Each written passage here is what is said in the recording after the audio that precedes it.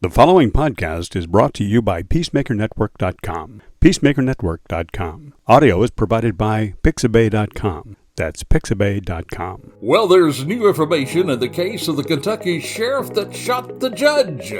Not the deputy, but the judge. We're going to talk about that and a whole lot more on this episode of Charlie Crimebuster. It's what some people call him, well, they're calling it the fastest minutes in podcasting. The views and opinions expressed in this presentation are solely those of the individuals participating and do not represent those of city, county, state, or federal law enforcement agencies, nor sponsors and platforms of this presentation. The Charlie Crimebuster name and all forms and abbreviations are property of its owner, and its use does not imply endorsement of or opposition to any specific organization, product, or service. All individuals described or mentioned in the presentation should be considered innocent unless or until found guilty in a court of law. This presentation contains adult subject matter.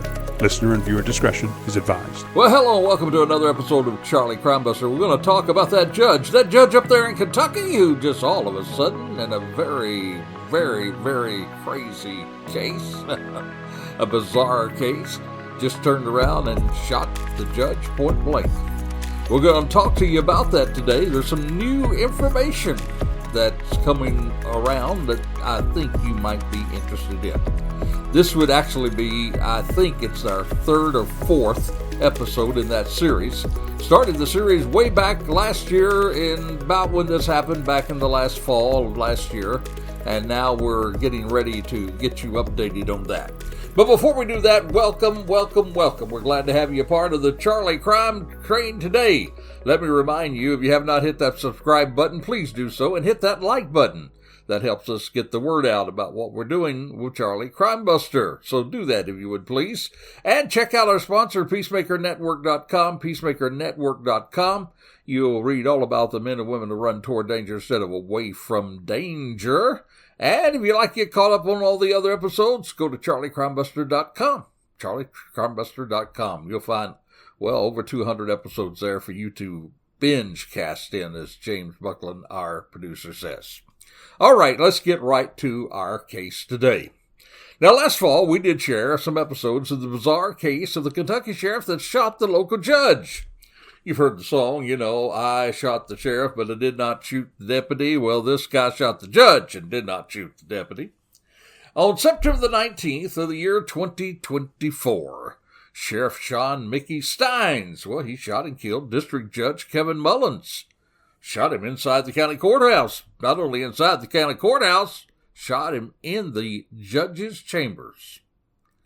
You see, around 3 p.m. on that September the 19th, which would be a year ago, then Steins, the sheriff, walked into the outer chambers of Mullins, and he told all the courthouse employees, well, that he needed to talk with Mullins privately. And so the two, he and the judge, walked into the inner chambers of the judge's office. He closed the door behind them. Several minutes later, shots were fired. Then Steins, he walked outside the courthouse, was walking away from the courthouse. Deputy called out to him. He kept going, but then he turned around, walked back into the courthouse and said, you don't have to look for anybody else. There's no mass shooter. It was me. And so the Letcher County Sheriff, Sean Mickey Steins, is now charged with killing District Judge Kevin Mullins in his chambers. Well, as you can imagine, this shocked this small eastern Kentucky community. By the way, I've been there in this very town, Whitesburg. I've been there. It is a very small city. And the sheriff's office there is a little different. It handles all the court situations, not only the jail, but the court. That means even the warrants and all that sort of thing. As far as the investigative parts of the county, mostly that's done by the Kentucky State Police, as it is in several of those small towns. But the sheriff there, he is very close to the court, very close to the judge, and he and Mullins were good friends. And the real difference about this particular one, this was all caught on security camera footage. In other words, the murder of the judge was found on video. Now, the ex-sheriff, he's ex-sheriff now, he of course resigned, he's pled not guilty to the charge of murder of a public official. And again, the crime was caught on video, and it appears to be an open, shut case. But hey, wait a minute, not so quick. there are additional factors coming to the surface that will make this trial, if there is one, really, really most interesting. In fact, it was State Police Detective Clayton Stamper. He detailed the moments before and after the September 19th shooting. He did that when he was before the grand jury, and that was included in court filings. Shortly after the shooting, as I said earlier, a deputy did see him walking away with a blank look on his face. Now think about that. Blank look on his face, as though he was in another world. He ignored the deputy's questions. That's what Stamper told the grand jury. He said 2 other officers had entered the courthouse. They were going to be looking for an active shooter. And then Steins walked right in behind him and said, "Hey, there's nobody else. It was me." Now, officers responding to the shooting, they found the judge on the floor of his office with several gunshot wounds. The detective said he then reviewed the video from Mullen's chamber, which showed Steins, the sheriff, asking 4 people to leave a few minutes before the shooting, and then Steins gets up from a chair, checks several doors, then borrows the judge's phone. And then, he said Steins fired 2 shots at Mullins. As Mullins reached around the desk, fired another shot. Then, as he was leaving, he reached under the desk, fired 6 more shots. So here we go. He initially fires 2 shots, reaches around the desk, fires another shot. Then as he leaves, he's reaching under the desk, and then he fired 6 more shots. So he certainly wanted to make sure that the judge was dead, it appears, right? Now, the question has never been, folks, has never been who shot the judge. The question's always been not who, but why. These guys were friends. They had worked together. They had even been recognized for their joint efforts in a criminal justice reform for the area. They had put together a program for addicted people who were addicted to drugs, to be able to seek treatment in lieu of jail time. And it appeared to be working. That was until a corrupt deputy decided to exploit the program. And he decided to seek sexual favors for himself in return for peripheral treatment in that program. And now, the sheriff, prior to his shooting the judge, he was being sued because of not his actions, but his deputy's actions. Which I got to tell you is not uncommon. As a chief deputy myself, I found myself included in several lawsuits just because of the mere position of my role in the department. In other words, when they begin to sue, they're trying to get to the deep pockets. They're trying to get to the county. Or to get to the county, they often have to go through the chief deputy. Then they have to go through the sheriff. That's even for things that our officers may have done, which may or may not have been liable situations that they were involved in. They're always going for the big pockets. In order to get to the big pockets, they have to go through the individual. So I did not take that very seriously because we had attorneys that handled all that. And there were times I was involved in depositions with the sheriff's department, except Sheriff Steins, he was taking this very seriously. It was really impacting his mental health. And that's what we've been told, even prior to the shooting. We've been told that this had impacted his mental health. Now, here's what we do know. The judge had lunch with the sheriff and others on that day. They were all eating at a local place there that they ate. It wasn't uncommon for them to go out to eat lunch together. This was the courthouse gang, you might say. They all worked together. Even before Steins was the sheriff, he was, of course, working in this judge's courtroom as a bailiff. He had been there. They knew each other. The people all knew one another, and they were out eating lunch. They said there wasn't anything unusual that happened at lunch, except that the sheriff was going to talk to the judge about something. The judge said, well, we ought to really talk about this in my chamber. So we do know that the sheriff had lunch with the judge and others on that day. Number 2, we do know the sheriff later walked into the judge's chambers and shot the judge. And number 3, we know that he came out and gave himself over to the authorities about incident. And number 4, he said, just treat me fair. My wife and daughter were held hostage. Wow, where did that come from? I remember when this first happened, I said, what in the world is going on? He said that his wife and daughter were held hostage. He said that they've kidnapped my wife and my daughter. Now, Jeremy Bartley, attorney, he argued that Steins was experiencing, quote unquote, an extreme emotional disturbance. And by the way, that would impact the charge of murder. In other words, he was saying that there's not enough evidence to substantiate a murder charge. It should not be a murder charge. It should be a manslaughter charge because he was under an extreme emotional experience. He did say, the attorney said, they maybe had probable cause for manslaughter, but not murder.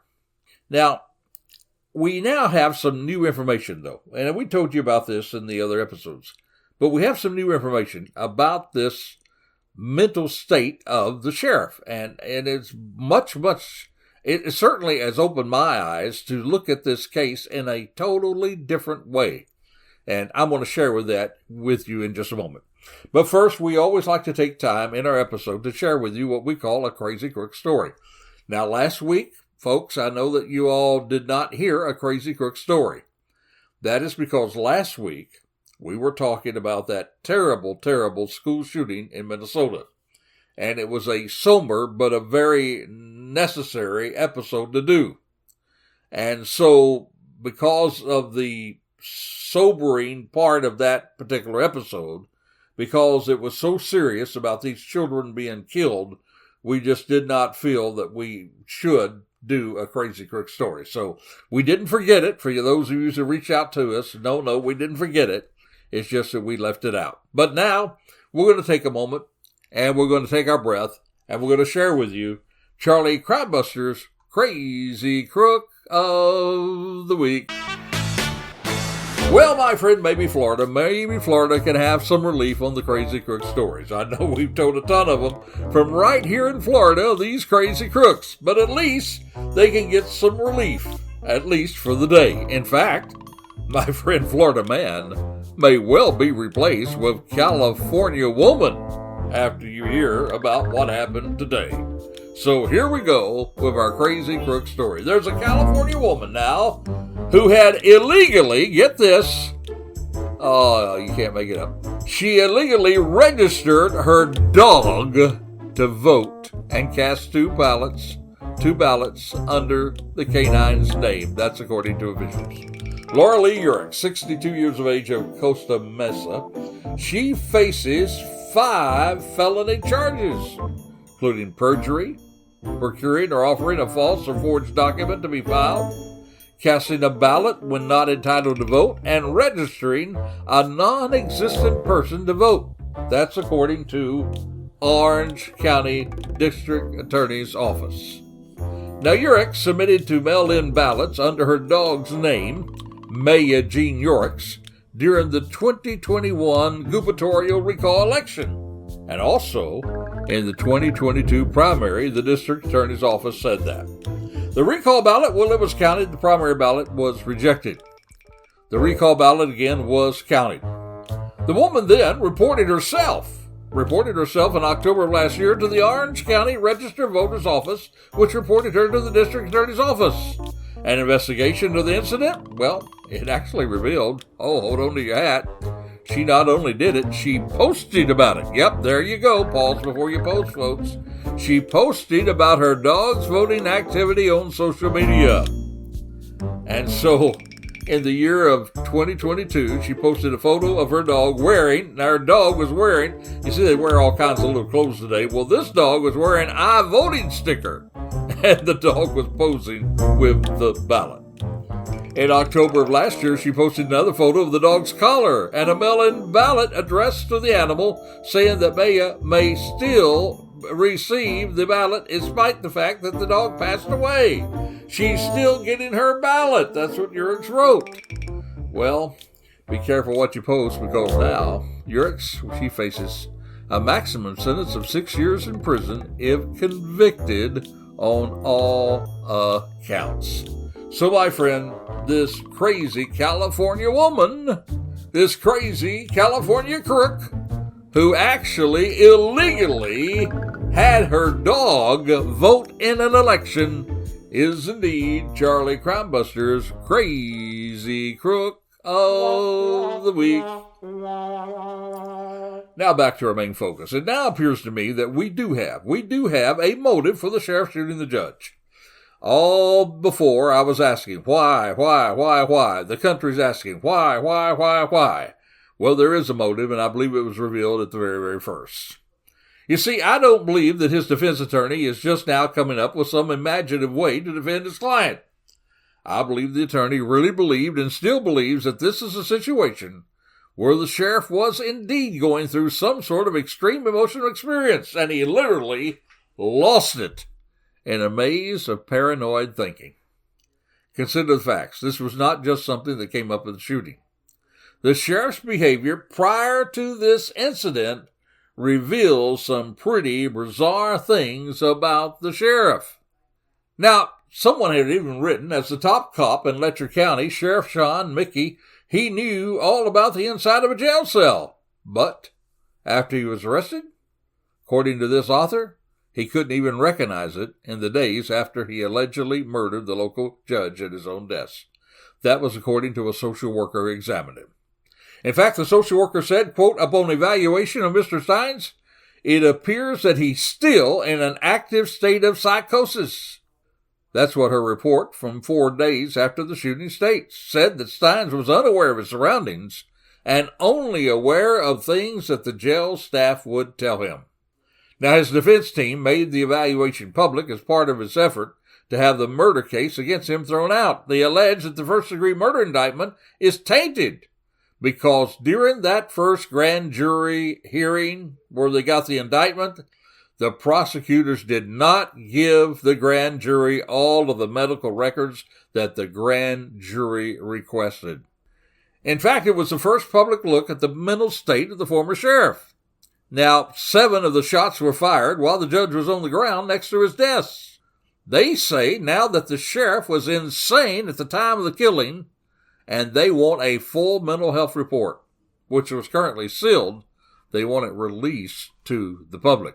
Now, he's still being held without bond on the charge of first-degree murder. He did plead not guilty back in November, and he does face the possibility of the death penalty if he is convicted.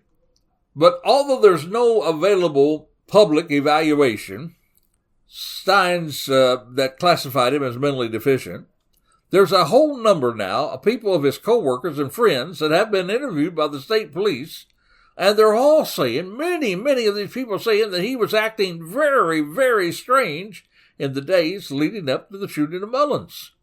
Now, a lot of that, people say it all happens around the time that he was facing stress way back on that civil lawsuit we talked about at the beginning of the program. He was deposed 3 days before the shooting in relation, of course, to that sex for favors reports, after he terminated one of his deputies for the deputy's involvement in that, and that dated back to 2021. Now, according to court documents, investigators interviewed attorney Daniel Dotson the day after the shooting, and Dotson reported, now get this is the attorney that was involved in that deposition, he testified that he had actually urged the sheriff to get some help. Dotson also told the Kentucky State Police that he spoke to Kevin Mullins and he told Mullins that Mickey is losing it and that he could not take this kind of pressure in reference to the civil suit. Now, the pair reportedly spoke the night before Mullins' death, and Dotson recalled telling his own wife, he said that the sheriff has, quote, unquote, lost his mind. And that happened all before this situation. Stamper said that Steins even told the officers when they were arresting him, they're trying to kidnap my wife and kid. That was as he was taken into custody. Kidnap my wife and kid. Well, my friend, there's one thing that's sure about this. Either the sheriff is doing an acting job that is worthy of an Academy Award, or he has one of the largest doses of paranoid that I've seen in a long, long time. Now, I've been reviewing some of the newly released video of the sheriff after his arrest. This guy is definitely convinced that someone is about to kill him. And this could be the same thing that we now know that impacted his problems at home. We know about that now. We didn't know about it then when we did the first episodes, but even right before this shooting, he wasn't living at home. That's why he showed up without his uniform when he went to shoot the judge. He wasn't living at home. His wife couldn't take it any longer, all this paranoid thinking. And it probably is another reason why he wanted to call his daughter there when he was in the judge's chamber, before he went crazy and shot the judge. Even before that, he had gone that day to his daughter's home, and she would not see him. Again, because of all these crazy things, this paranoid that was around him. My friend, this man had problems, and he went off the rails, and he shot the judge. Now, I am going to say that proving this kind of a thing in most trials is extremely difficult to do. The insanity defense rarely works in a court setting. Just think about all the crazy serial killers, even serial killers that eat other human beings. And even as crazy as they do not get away with an insanity plea, much less now a sheriff. But in Kentucky, there's at least a good chance that this sheriff may not be charged or convicted with murder, but it may at least be dropped to manslaughter because, again, of an extreme emotional experience. There is a law in Kentucky that if you're involved in extreme emotional experience, that would negate a murder charge, but it would actually be a lesser charge. I don't know that he's going to get away with an insanity plea, but I do believe that it may result in at least lesser charges and lesser penalty. Now, you're probably saying right now, it still just does not make sense that he would shoot his friend the judge.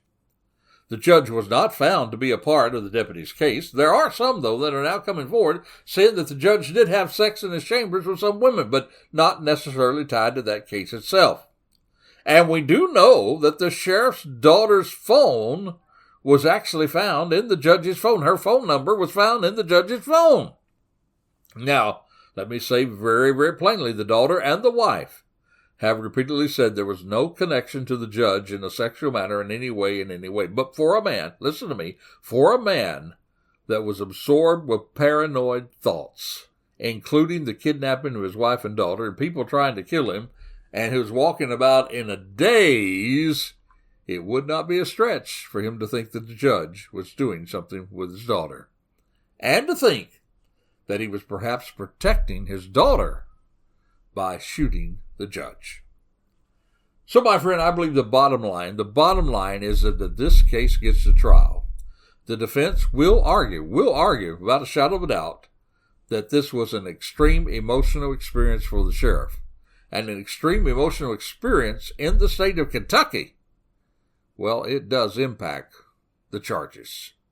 Maybe he'll even follow that up with a full, all-right-out insanity defense. The question is, will it work? What do you think? Do you think that this sheriff is just trying to pull the wool over people's eyes? And if he is, had he thought about that all the way the weeks before that when he started behaving in these strange, bizarre ways? Did he all of a sudden come up with this plan to shoot the judge and think about it through the weeks? If so, that's premeditation. If so, that's premeditated murder. If so, that means he could go to life in prison for his life and without the possibility of parole could even face the death penalty. Or could it be that the attorney will be able to prove, based on the actions of this sheriff, that he was under an extreme emotional experience? What do you think? We'd love to hear from you. Reach out to me, Charliecrimebuster@gmail.com, Charliecrimebuster@gmail.com. Hey, this case is just getting really warmed up. Will it go to trial? I kind of think they're going to work out some kind of plea deal before. What about you? What do you think? Will this case go to trial? Will the sheriff face a jury of his peers? Will he face a judge himself, even though he shot another judge? What will happen in this case? Love to hear from you. Charliecrimebuster@gmail.com, Charliecrimebuster@gmail.com. Hey, during the last YouTube deal that we did, that you probably listened to since then, I mentioned about another sheriff down in Tennessee, my home state. A sheriff in McNairy County, a sheriff known as Walking Tall, Buford Pulser. Well, there's some new things about him that's come to, and I mean, it is, you talk about a blockbuster, It is right there. Would you like to see us cover that? I'd love to hear from you about that as well. Charliecrimebuster at gmail.com. Till this time next week, this is Charlie Crimebuster reminding you, be safe, be alert for the life you save. It may be your very own. You have been listening to Charlie Crimebuster. You can find additional information and podcasts at charliecrimebuster.com. We would like to thank our sponsor, the Peacemaker Network, and also encourage you to support the first responders, military, and law enforcement personnel by contributing to the Peacemaker Network. That's peacemakernetwork.com. All music and sound effects are courtesy of Pixabay.com. That's Pixabay.com. You can also support us by subscribing to our YouTube channel, tag at Charlie Crimebuster, and then click the subscribe button. By doing so, you'll be notified each time we drop one of our shows. Another more convenient way for you to listen to our podcasts, or for you to say to your smart speaker, play Charlie Crimebuster. If you have comments or suggestions, we would love to hear from you, so please send them to charliecrimebuster at gmail.com. That's charliecrimebuster at gmail.com, or you can call or text us at 407-917-2211. That's 407-917-2211. Thank you for listening, and we hope that you will join us again for another exciting crime episode with Charlie Crimebuster.